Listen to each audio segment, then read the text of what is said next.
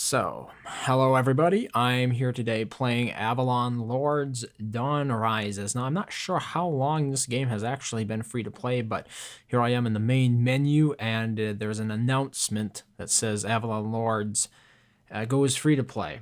Now, it's still in early access, and there aren't a whole lot of people playing it right now. I think at the moment there are 3. So those are probably developers or people who are closely associated with the development of the game. But it's mostly a multiplayer game, as you can see right here. There is no single player, so it's going to be about a castle building, really, and in a multiplayer setting. So I'm interested to see how this goes. I adjusted the settings that launched. Fortunately, you can adjust displays, so that's very nice. I have to keep it on display too because my computer is a bit strange that way. I want to treat my second monitor as my first monitor, and I've had numerous problems getting it to work, but this game fortunately does allow you to set up your game for a multi-monitor. It allows easy adjustments for multi-monitor setup. So here I'm going into the multiplayer match. I took a brief look at this. I took a brief look at this, and you can actually add CPUs to the game, which is really great because I was afraid I was not actually going to be able to play this game at all because there's nobody online. Let's just start a short match here. You can have free-for-all or team match. Let's do team match. How does that work? I'm green. I'm not sure what that color that person. Oh, I just set my ready state. Never mind. Let's see. How many maps are there? 1, 2. There are 2 maps. Let's do the smaller map. This one looks like an island hopping map. Okay, team 1 that I'm on. We're gonna add a couple of CPUs to that, so we have 2 teams. Now I'm interested to see if I can move these players around. It wouldn't appear that I can. And I think that's pretty much it. Let's start. I have to set my ready state, I think, and then we can start. Match will start in 3, 2, 1. Okay, so here we are in Avalon Lords. The texture looks very tiled. I have to admit that's a very poor looking texture. But anyway, let's get started with this. I'm not sure. I didn't watch any of the tutorials, so we're gonna see how this all works. There's the castle. The whole thing appears to be a castle. So it would appear we have peasants. I'm not sure what these are. More peasants, and a scout. Not sure why we'd need a scout because there's no fog of war, but that's available. So these peasants, I imagine, can build things. So what do we want to build? Let's build a farm to start with. Stick that right here. And you guys can build a house over there. Can you do that? Okay, they're going to go over there and do that. What else do we have? Well, let's just read. Farm produces food. House increases the population cap by 10. The mine provides tools to gather iron, stone, and gold. It must be placed near an ore node. And I'm just going to try. Yes, you can use WASD to scroll around. Imagine these are the stone nodes. And I'm interested to see, okay, those other peasants, apparently the nearest peasants will automatically go and attempt to build that. This one requires, the warehouse requires a sawmill. I don't have enough resources to build that. But here I do have a sawmill and I have enough resources to build it. So we're going to place that down. I guess here's as good a place as any. I'm not sure how to train peasants. Oh, here we go. We can train them in the castle. They require 100 food and 1 population. It would appear the text is actually above the screen here. I can understand what they're talking. Well, that one I can't. Gold. The tooltips, I should say. So, I'm not sure where our population limit is located. How I can tell where our population limit is. But I'm looking over here. And these, they seem to be building quite a few mines. Well, at least 1 farm. What is this? It's a sawmill. Okay, they've already built a sawmill. I should probably get started on that if I don't want to fall too far behind. A lot of these peasants appear to be busy, so let's build some more. can queue them up, fortunately. That's a decent feature to have. And it would appear the entire castle acts as a sort of stockpile. You can upgrade your castle to a different tier, but it requires 100 food, 550 wood, and 100 stone, and 100 gold. So it's a bit like Age of Empires in that sense, of course. That eagle seems to be doing some funny stuff, or whatever bird that is right there. And we can see the water is actually frozen. It's not animated at all. It's just another texture, which I personally find to be somewhat hilarious. I'm not sure how long this game has been around, but the way they said it goes free to play made it sound like it's been around longer than I think it has. So it's definitely an early access game. I want to emphasize that. I'm not necessarily trying to hold it to a... Maybe we should set a rally point somewhere else. Let's set a rally point there, because these guys are right next to the farm. I don't want to set a standard that's too high to actually meet within reason. I can't build here because it's not green. You can... If there's a subtle difference in building, you can see where the areas are green and where the areas are red. So I imagine... I mean, right now, it really is going for a real Age of Empires vibe. Here we have military buildings, we have an archery range, and a barracks. So I think I'm running a bit low on goods. And then we have defenses. Here's an archery tower and a palisade wall. Let's build some military, build an archery range so we can get started producing troops. And I probably should build more mines. Interesting that the mine graphic looks pretty much identical to the buildings graphic. And one of our peasants is headed over there to build our newly bought buildings. I guess they're bought and paid for. And we can also build a barracks. It seems like these buildings need a lot of space, which is probably a good thing, because you wouldn't want the pathfinding going all wonky on it. And whenever I scroll around, the buildings jump a bit. So we're going to put a barracks there. I'm still not sure where my housing capacity... Okay, here's my housing capacity limit. This number decreases as your units increase. So that's how you can tell, I imagine. That's what I'm noticing here anyway. So here's the farm. It seems to be a lot like Age of Empires. I mean, I think it's fair to compare it to a game that has dominated this part of the industry. Look at that. Look at that. Just hanging right off the edge of the cliff right there. What do we have going on here? We have some archers. Oh, those are some nice marching sounds. They're really small. These units must be to scale, because those are tiny units. Most games, they will make their units too big for the buildings, but this one doesn't. I'm not sure if that's good or bad, really. We definitely have a very overhead perspective of it. And there you can see you can move the camera around. Frame rate seems pretty consistent. Dropped a little bit, maybe 55. Overall, I mean, I'm not really... I would be surprised if it fell more than that, given the lack of complexity here. There's not a whole lot of animated...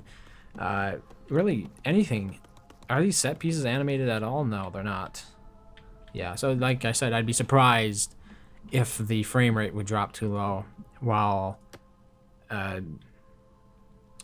getting that great field of view.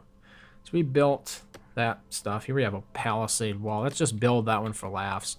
Total cost of wall. Now, I think, can we rotate it? No, we can't. I'm not sure how to rotate this wall. And I just cancel it. Okay, well, let me try something else.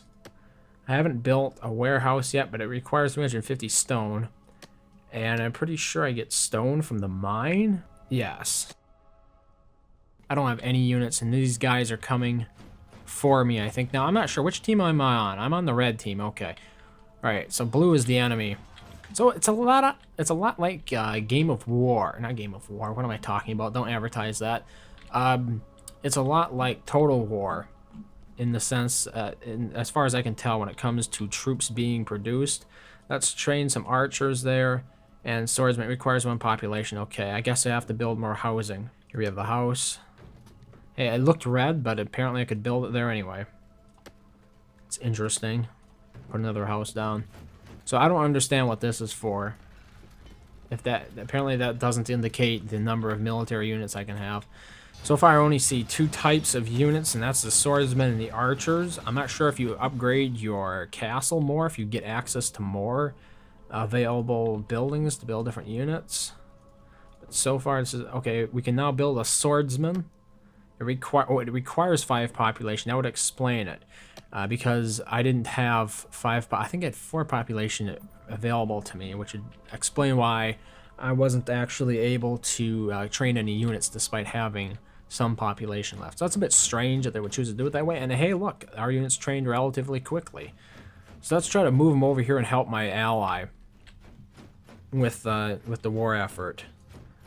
Okay, we got 2 bowman units selected, so let's start heading out with that. Pretty sure I'm playing on a normal speed. We got a mini map right here. You can zoom in and out. I don't see my other opponent. Maybe he's behind me. Yeah, where is the other? Because I'm pretty sure I had 2 AIs or 2 CPUs on team 2, and yet at least you can click the mini map here. I don't see them. There only appears to be 1 left, unless they're both in the same area. Nope.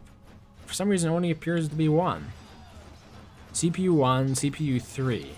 Well, they're definitely both here. I don't see their castles though. That's very odd. They don't appear to have any castles left anymore, but my ally does. So I don't know what that's about. Are these my guys? No, these are not my guys. My guys are still marching. They're moving in.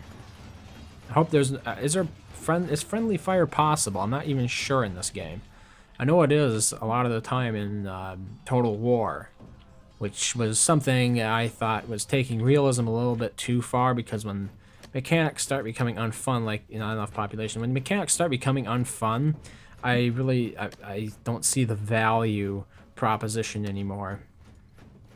I think the fun factor should be valued over the realism factor in general, because to be fair, a lot of reality is not fun, and there's really no point in emulating that. I wonder if we could have actually played with Fog of War on. I'm beginning to wonder about that. Because, why else would you need a scout? Not even sure how to train scouts. Apparently you start with 1, and I can't train anymore. Let's see, how many, what do I need to upgrade? I still need 350 gold. I'm not sure where to get gold. That's a stone mine. That's an iron mine, and that's a gold mine. Okay, we have 1 of each mine, so I guess we're good on that front. We might actually be able to win this if we push hard enough. I'm afraid I let my ally down a bit. Let's set the rally point over there and train a couple more swordsmen. I still don't have enough population, so I'll build another house. That would be really strange if we actually won. I wouldn't expect that. You can see the earth terraformed there a bit when I placed the house down. And we want the archers way over here. Can we put them over there? No, apparently I can't set the rally point there. Well, that's a sawmill. What am I doing? Okay, now what does the sawmill do? We can hire peasants here at the sawmill, but can't we also hire peasants at the castle? Yes, we can. So I'm not sure what this building does, really. A sawmill provides peasants to gather wood. Okay. I'm not sure why you need to train them at the sawmill. And look at those units. They actually, yeah. The field of view will cut them out when they're still within easy sight. But at least you have the little indicator on the screen so you know where they are. I mean, it could be worse, obviously. And I'm still not sure how my opponents are producing without any castles. That's just very, very strange. Okay, I think the buildings are starting to pop in. Maybe I just have to hang over here more. Yeah, yes, you do. There it is. It just popped in. Well, now that's inconvenient. It's going to be hard to quickly glance at your opponent and see what they're up to if it takes several seconds for them for the buildings to pop in like that. That needs to be optimized. I would say that's a paramount need right there. Something you should focus on early on. So, this battle looks like it's far from over. Let's send my units in. Will these guys fire automatically? Nope, apparently they won't. You have to tell them to fire. I'm a little bit worried about this. He has a lot of troops firing at us. Maybe we should retreat a bit here. Yeah, this is definitely not good. He's rushing my archers. Can I even escape from this? Oh yeah, they can run. That's good.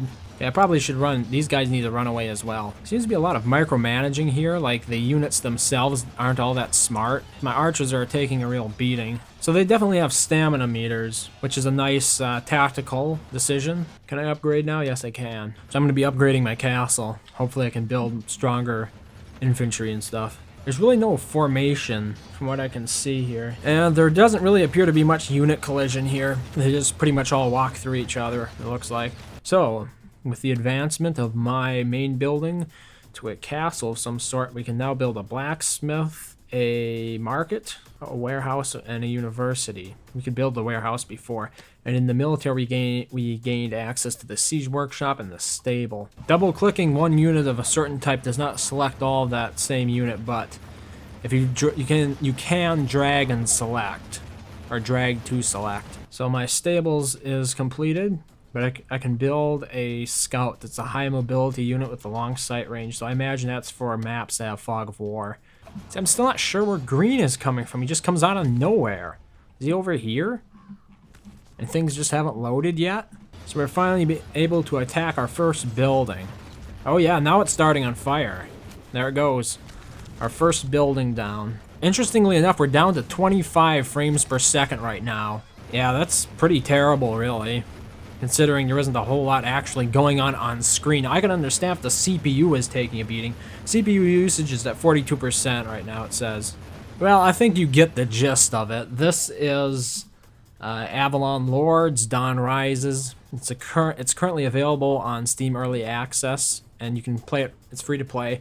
It has multiplayer and it also has bots, which is great because, like I've said, like I've opined numerous times before, if you release a game onto Steam and you're an indie and you really don't have an audience built up for it, making it multiplayer only is usually pretty much a nail in the coffin because there just won't be anybody to play it, and then that means that newcomers to the game won't play it either because there's nobody playing it already. So it's definitely good to have a rather competent AI in it. I'm glad to see that. It could use a lot of work in the graphics department and I think a lot of optimization, but it looks promising. I mean, it does what it does decently well, and I think it's definitely worth keeping in mind. So thank you very much for watching, and I hope to see you next time.